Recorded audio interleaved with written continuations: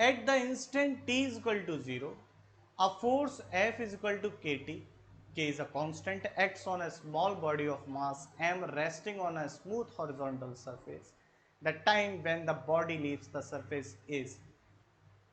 तो बच्चों क्वेश्चन आपको दिया हुआ है, एक फोर्स लग रहा है, टाइम वेरिंग फोर्स है।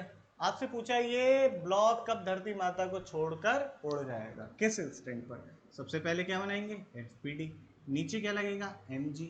ऊपर क्या लगेगी, नॉर्मल रिएक्शन। इधर आपका फोर्स, और इस फोर्स के अगर मैं कंपोनेंट निकालूं तो देखिए अल्फा की डायरेक्शन में जो कंपोनेंट आएगा आपका एफ कॉस अल्फा आएगा, और आपका जो वर्टिकल कंपोनेंट आएगा वो आएगा F sine alpha.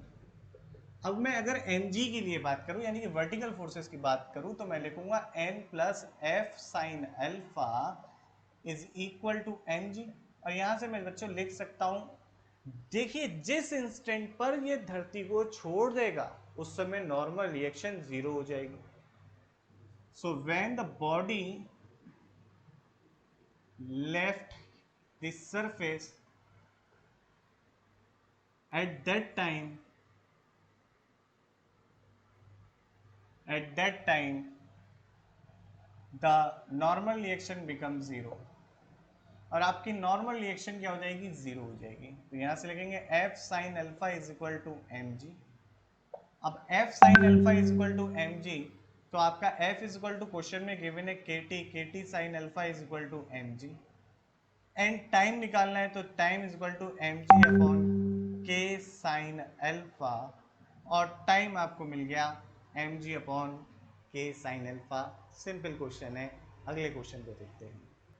Assuming that about 20 mega electron volt of energy is released per fusion reaction, reaction is given, the mass of 1s2 consumed per day in a fusion reactor of power 1 megawatt will approximately be।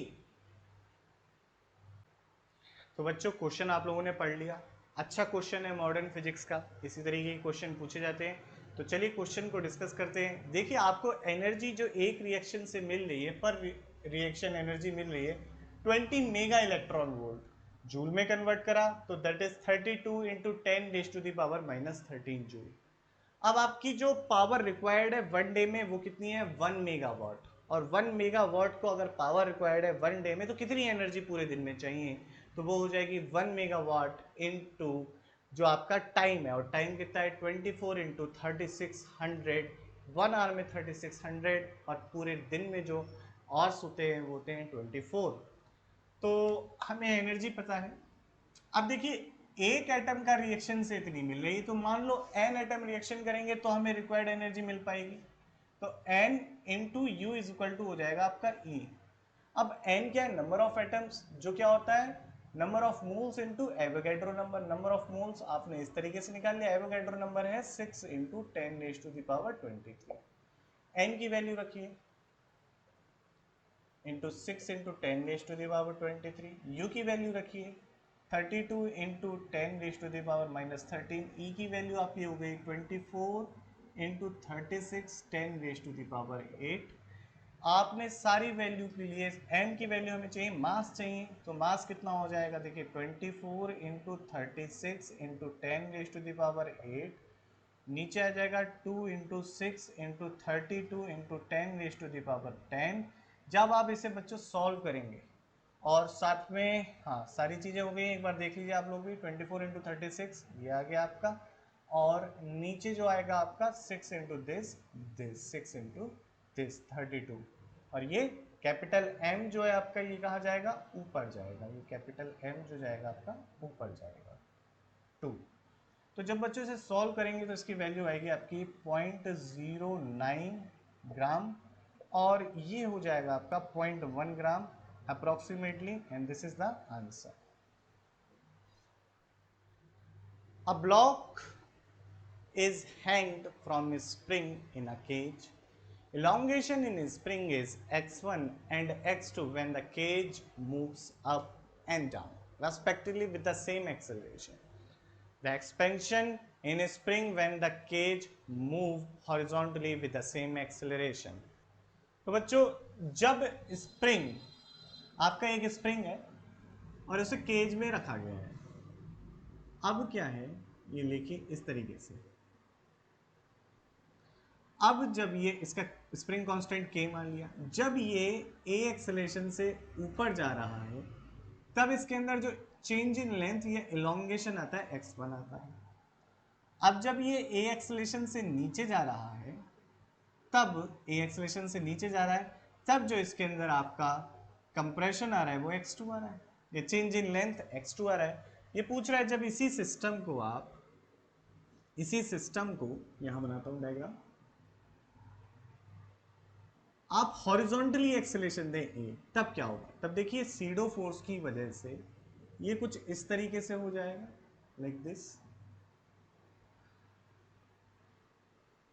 तो आपसे ये पूछ रहा है कि इसकी natural length में कितना चेंज आएगा। बहुत अच्छा सवाल है, बहुत बढ़िया सवाल है।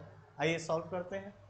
कैसे करेंगे, सबसे पहले एक चीज ऑब्जर्व करते हैं कि जब ये ऊपर जा रहा है बच्चों, तो अगर मैं स्प्रिंग के रेफरेंस फ्रेम में यहाँ चीटा बन के बैठ जाऊँ तो मुझे सीडो फोर्स यहाँ लगाना पड़ेगा, उसकी वैल्यू होगी एम ए, ग्रेविटी जो लग रही होगी वो होगी एम जी। तो आप यहाँ से बात कर सकते हैं जी इफेक्टिव की। तो जो स्प्रिंग में इलोंगेशन आता है एक्स, वो बराबर होता है M G effective divided by spring constant. अगर मैं पहले केस की बात करूं तो पहले केस में जब इलोंगेशन जो है, जब स्प्रिंग ऊपर की तरफ जा रहा है तो जी इफेक्टिव हो जाएगा आपका M G plus A by K, first equation. अगर मैं दूसरे केस की बात करूं, जब आपका स्प्रिंग नीचे जा रहा है तो आपका जी इफेक्टिव सीडो फोर्स ऊपर आएगा तो जी इफेक्टिव हो जाएगा M G minus A by K. अब अगर ये जब हॉरिजॉन्टल डायरेक्शन में चल रहा है तब जी इफेक्टिव क्या होगा, देखो सीडो फोर्स बेटा इधर लग रहा है, एम जी इधर लग रहा है बेटा, तो आपका जी इफेक्टिव की जो वैल्यू हो जाएगी वो हो जाएगी square root of A square plus G square. इसका रिजल्ट है, ठीक है, इस एक्सप्रेशन और इस एक्सप्रेशन का। तो मैं ऐसे लिखूंगा delta L is equal to क्या हो जाएगा, g effective is m square root of g square plus A square by के।